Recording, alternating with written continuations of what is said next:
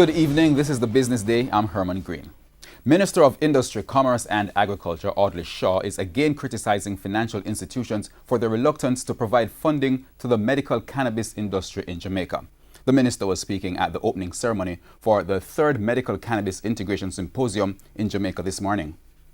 Not much talked about, but the FDA has given approval to a Jamaican scientist, Dr. Henry Lowe.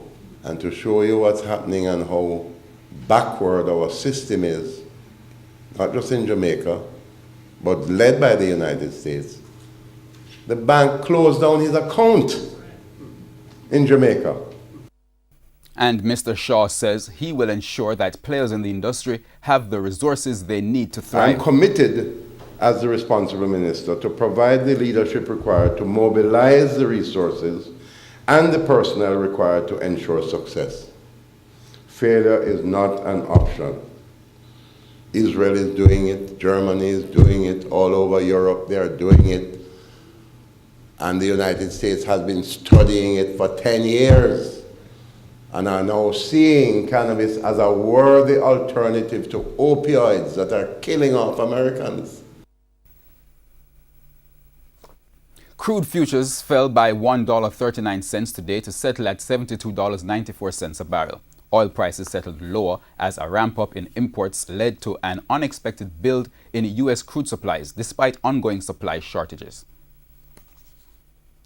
In currency trading, the U.S. dollar closed the day at $130.56. The Canadian dollar is going for $98.13. The pound is being sold for $172.79, while the euro is going for $152.29 on average.